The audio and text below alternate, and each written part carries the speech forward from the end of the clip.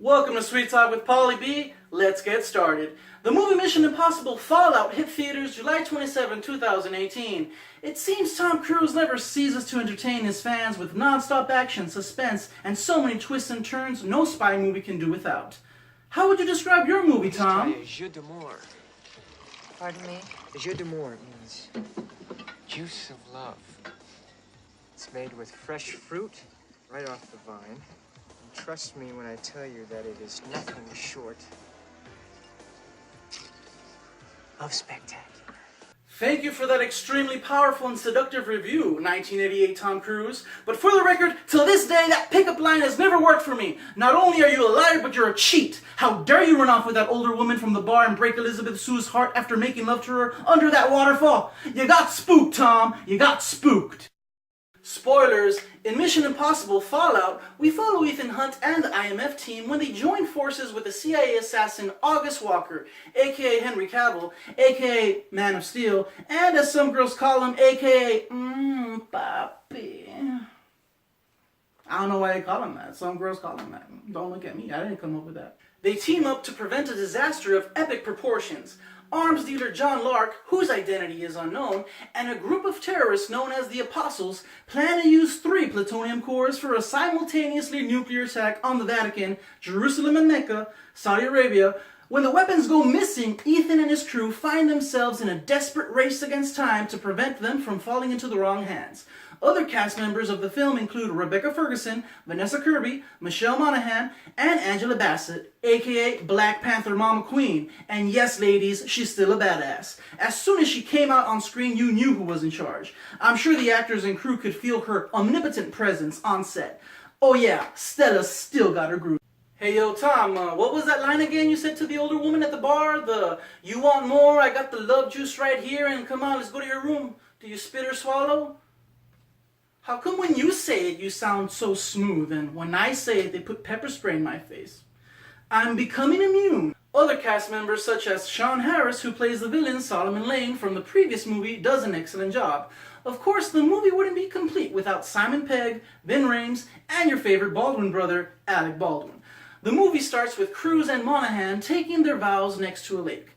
The priest says, "Do you take this woman to be your wife? Do you promise to give her a gruesome and horrible death?" That's when Hunt realizes the supposed priest is Solomon Lane. He then wakes up from the nightmare, sweating and breathing heavily. Fast forward to the IMF team is in a dark back alley meeting with some black market salesmen, and Benji, who since the last 2 movies has been working side by side with Hunt on the field. Of course, Luther is safe and sound in his little van, with the high-tech computers telling Hunt the yellow dot is moving closer to the red dot, and he only has 3 minutes to get out of the building! Oh wait, wrong movie. That was MI2. And no, thankfully no one put a hole in his Versace this time.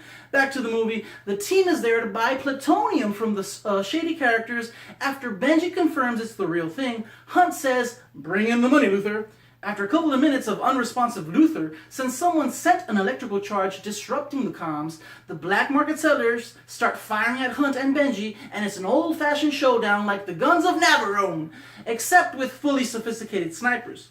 Within the chaos, Vin Rames, aka Luther's life is in jeopardy again. My mother said, "Pick the perfect one. You are it." Yes, that means you, big boy. No! Not that kind of trouble! Back to the movie. Hunt has to make an executive decision between saving Luther's life or taking the plutonium case and hightailing it out of there. But of course, it would have been a very, very short film if he took the plutonium case. He shoots Luther in the chest and kills the henchman. Benji and Hunt run to Luther's aid. Unbeknownst to the IMF team, someone took the suitcase filled with plutonium. Plutonium. Wait a minute. Are you telling me that this sucker is nuclear? Fast forward, Hunt has no choice but to work with CIA's agent Walker, whose job is to keep a close eye on Hunt in order to retrieve the nuclear weapons. In other words, Hunt has a babysitter. But we all very well know that Ethan Hunt does whatever he wants, however he wants. This is the very reason why he's always in these predicaments. My first favorite scene of the movie is when Hunt and Walker do the halo jump. Fun fact, in case you didn't know, Tom does his own stunts. So in this particular scene, he literally jumped from an altitude of 25,000 feet. It's really him wearing the mask, it's really him jumping out of the airplane. Now I can neither confirm nor deny if Henry Cavill did the same. In the scene, Walker disconnects Hunt's oxygen mask that's connected to his oxygen tank and jumps out of the airplane.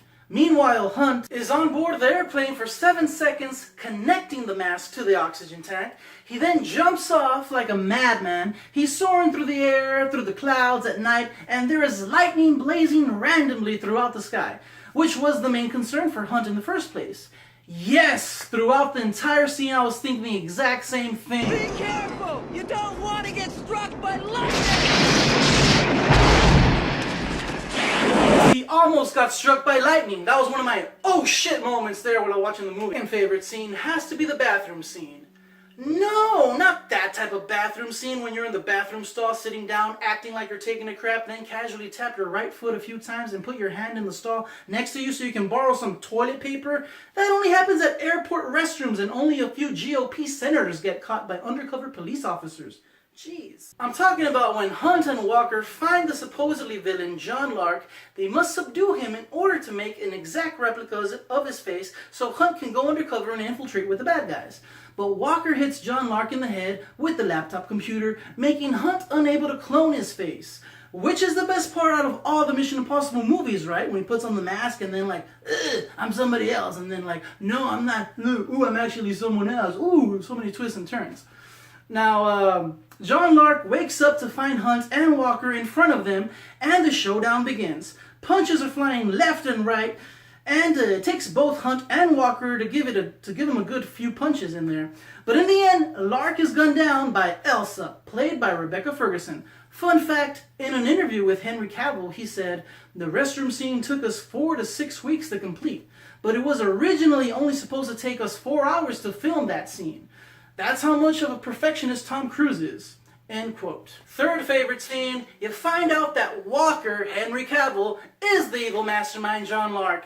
After Walker/Lark stab Alec Baldwin in the stomach, inevitably killing him, Tom does what he always does in his movies. He is chasing Walker/Lark throughout the city, going upstairs, eventually making his way to a rooftop of a building.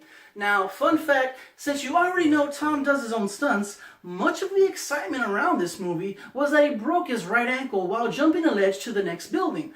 Because Tom is a professional and wants to give his fans everything for our entertainment, he broke his ankle instantly, and he knew it. He climbed up the ledge and walked the last 3 steps until he was out of frame. That's how much of a badass Tom is. I definitely would have called it a day. But if you're still curious about that scene, you can see 3 different angles of the jump in an interview he did on the Graham Norton Show. Fourth favorite scene, Hunt is chasing Walker/Lark in a helicopter with many daring aerial maneuvers that only pilots who've had many hours of training and who are licensed are able to fly these machines. Fun fact, Tom is a fully licensed helicopter pilot. Is there anything this man won't do? Fifth favorite scene, Hunt and Walker/Lark both crash land on the snow mountains, almost meeting their demise. Finally, what the audience has been waiting for, Tom Cruise and Henry Cavill go head to head. And it is every bit as satisfying as you can imagine. But for once, I'm not going to tell you the ending. I'm telling you right here, right now, go watch the movie for yourself. Thank you, good night. Don't leave! Give us a poem! Give us a poem! Poem? What? I don't know. Well, I guess I could do this just once. And this is for you, Tom. It's titled Legacy. You slide it into our hearts on the silver screen. Risky business, your game had a need for speed. Kidman Cruz Holmes, delightful treat. Making box office history and counting. Very first one was Top Gun, Mr. Iceman and Sliders still pining. Fidelio Orgy Masquerades, Sweet Vanilla Sky, Love Frozen Time Space. Motorcycling, riding, airplane, and helicopter fighting. This man is a train, knock list or not. Red light, green light, you won't ever be forgot. Don't forget to subscribe and like the video. Until next time, thank you for watching.